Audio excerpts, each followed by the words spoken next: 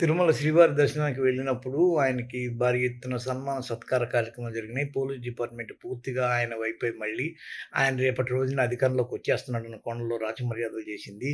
Queue లైన్‌లో ఉన్న భక్తులందరినీ ఆపేసి కట్టుదిట్టమైన భద్రతా ఏర్పాట్లు చేసి, ఆయనకే ముఖ్యంగా మంచి దర్శనం ఇప్పించిన తర్వాతే మిగిలిన పనులు చూసుకున్నారు. ఆయనకి మోస్ట్ వీవీవీవీవీఐపీ ఒకానొక ట్రీట్మెంట్ ఇచ్చారు అనేది ఇప్పుడు 'ఆంధ్రజ్యోతి'లో రాసిన పత్రికా కథనం. వీళ్ళు చాలా పాజిటివ్ వైబ్స్ క్రియేట్ జేసి చంద్రబాబుని అందరం ఎక్కిచ్చేస్తే ఊహల్లో మేడలు కట్టుకొని గాలి మేడలు కట్టేయంగాల్నే మొత్తం అయిపోతుందన్న ఒకానొక పనికిమాలిన బలహీనమైన దరిద్రపు కొట్టు దారుణమైన వ్యవహార శైలి ప్రదర్శిస్తున్నట్టు కనిపిస్తుంది. నిజానికి అమ్ముడుపోయే వస్తువుకి ఇంత ప్రచారం ఉండదు. ఇంత పాజిటివ్ వైబ్ క్రియేట్ చేయాల్సిన అవసరం ఉండదు. ఇక్కడ ఒకటి చాలా స్పష్టంగా నా దగ్గర కావాలంటే ఒక 88కి సంబంధించిన ఇది ఉన్నాయి. ఏవి గ్యారంటీగా వైసీపీ గెలిచే ఒకానొక స్థానాలు. ఆ స్థానాలను బట్టి చెప్పొచ్చు మ్యాజిక్ ఫిగర్ ఎవరు ఈజీగా పొందబోతున్నారు అని. నిజంగా చంద్రబాబుకి అర్బన్‌లో ఆ తర్వాత సోషల్ మీడియాలో ఒక వేవ్ ఉన్నమాట వాస్తవం. కమ్మ సామాజిక వర్గం సాధించగలిగిన ఏదన్నా ఉందంటే అది అదే.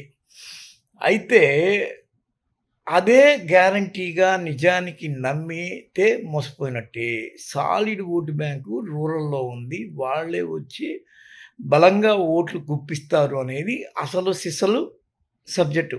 ఇప్పుడు మీకు పైకి సోషల్ మీడియాలో చాలా ఉవ్వెత్తున ఎగిసిపడుతూ వర్క్ చేసేవాళ్ళెవళ్ళు గానీ ఏపీలోకొచ్చి టీడీపీకి ఓటు వేసే పరిస్థితి లేదు. సరే ఎన్ఆర్ఐ గ్యాంగులు దీన్ని తోటకూర ఒక రోజుకి 2, 3 లక్షలు కూడా ఖర్చు పెట్టి ఒక్కొక్క ఓటుని 2 లక్షలు ఖర్చు పెట్టైనా మేము కొనేస్తామని చెప్పి తానా మాజీ అధ్యక్షుడు కోమటి జయరాం లాంటోళ్ళు మాట్లాడిన మాటలు ఇవన్నీ ఓకే కాదంట్లా, దిగారు కాదంట్లా. కానీ ఒక మైండ్ సెట్ ఎప్పటికీ చంద్రబాబు గెలిచే ప్రసక్తి లేదు అని చెప్పడానికి కొన్ని ఉన్నాయి ఉదాహరణలు.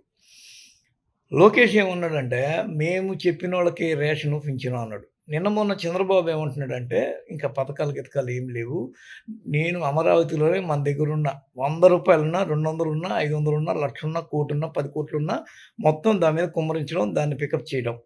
ఇదే మన ఎయిమ్‌గా పెట్టుకొని మనం వర్క్ చేయబోతున్నాం. మిగిలినది ఎట్టన పోని, ఏమన్నా అయిపోని అని చెప్పేసి ఒక ఆడియో లీక్ భయంకరంగా వైరల్ అయింది.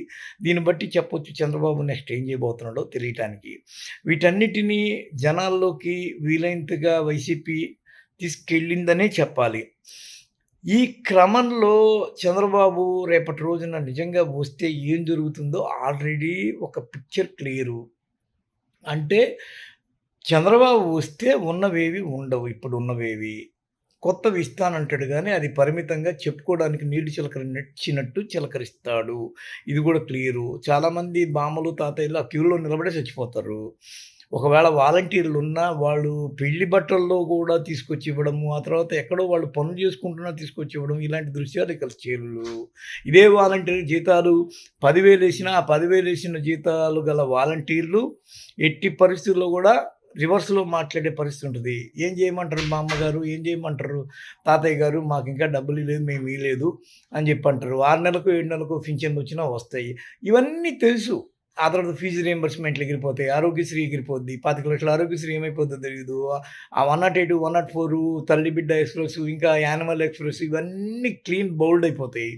అక్కడ ఒకే ఒక్క 19 గ్రామాలు, దానిలో ఉన్న కమ్మ సామాజిక వర్గం, ఆ 33,000 ఎకరాలు, ఆ ఇచ్చిన రైతులు వాళ్ళ ప్రయోజనాల చుట్టూ తిప్పుతామని చెప్పేసి చంద్రబాబు ఆల్రెడీ ఒక పిక్చర్‌ని క్లియర్ చేసి వదిలేసాడు.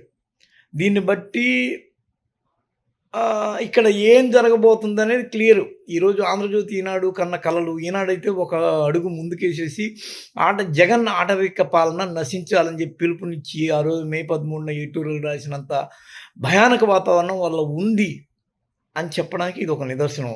ఎందుకంటే జగన్ గెలవబోతున్నాడు. ఆ తర్వాత స్టేటు, సెంట్రల్ ఏవి ఇంటెలిజెన్స్ రిపోర్ట్‌లు 2 భిన్నంగా ఉన్నాయి. స్టేటు ఇంటెలిజెన్స్ రిపోర్ట్ ఏమనిందంటే 108 దగ్గర జగన్ గెలవబోతున్నాడు. ఇంటెలిజెన్స్ రిపోర్ట్‌లోని సెంట్రల్ ఇంటెలిజెన్స్ రిపోర్ట్ ఏమైందంటే లేదు ఎన్‌డీఏ గెలవబోతుందని జెప్పి అక్కడ పైనున్న కేంద్ర ప్రభుత్వాన్ని దృష్టిలో పెట్టుకొని అది గూడా ఇక్కడ భాగస్వామ్యంగా ఉంది గాబట్టి వాళ్ళిచ్చింది రివర్స్‌లో ఉందని ఒక మాట.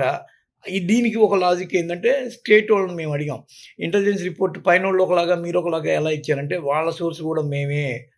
వాళ్ళు దాన్ని ట్యాంపర్ చేసుకున్నారు. మా సోర్స్ ప్రకారం 108 జ జగన్‌కి అని చెప్పి క్రిస్టల్ క్లియర్‌గా చెప్పారు. ఇక్కడ 'ఆంధ్రజ్యోతి' అది రాసుకున్న, పూసుకున్న, మూసుకున్న, చేసుకున్న ఈ పంచాయతీ ఉందా?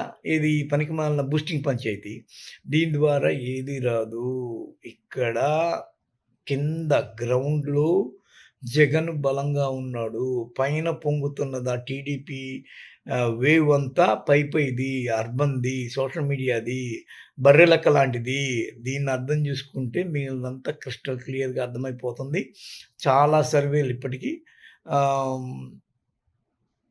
1 ప్లస్ 100 ప్లస్సే ఇచ్చినాయి.